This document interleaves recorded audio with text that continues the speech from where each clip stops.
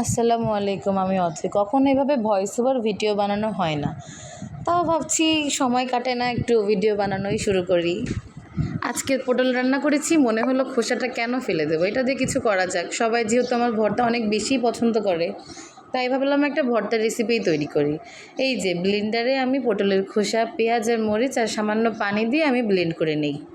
যদিও যে কোনো ভর্তা পাটায় বাটলে সব থেকে বেশি মজা হয়, তবে পাটায় বাটা খুবই কষ্টকর, তাই একটু বেশি করে পানি দিয়েই আমি ব্লেন্ডারে ব্লেন্ড করে নিলাম। তবে সমস্যা নেই, কিন্তু এই যে পানিটা সুন্দরভাবে একটা কড়াইতে আস্তে করে নেড়ে চেড়ে পানিটা শুকিয়ে নিলেই স্বাদ একই রকম লাগবে।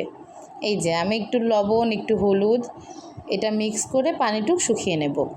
সাধারণত পটলের খোসা ভর্তা হয় পেঁয়াজ, মরিচ, কিছু মাছ, বিশেষ করে চিংড়ি মাছ, আর এই খোসাগুলোকে আগে ভেজে তারপরে বাটতে হয়, কিন্তু আমার রেসিপিটা একটু ভিন্ন। এরপরে আমি কড়াইতে একটু তেল, পেঁয়াজ, কিছু গরম মশলা, সাথে একটু লবণ, হলুদ, আদা রসুন পেস্ট আর শুকনা মরিচের গুঁড়া দিয়ে এটা সুন্দর করে একটু কষিয়ে নেব, মশলা কষানোর মতো, যেরকম কষানো হয় আর কি, সেভাবেই। তারপরে আমি বেটে রাখা সেই পটলের পেস্টটা আমি এর ভেতরে দিয়ে দেব।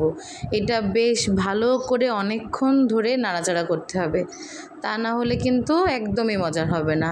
যদি একটু মাছ অ্যাড করা যায় সব থেকে বেশি ভালো হয়, তবে আজকে মন চাচ্ছিল একটু নিরামিষ রাখি, তাই আজকে এটা নিরামিষ রাখলাম।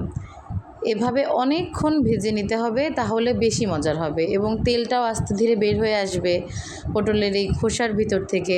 অসম্ভব মজার একটা রেসিপি, আমি তো ভাবিনি এত মজার হবে, খেয়ে দেখলাম অসাধারণ।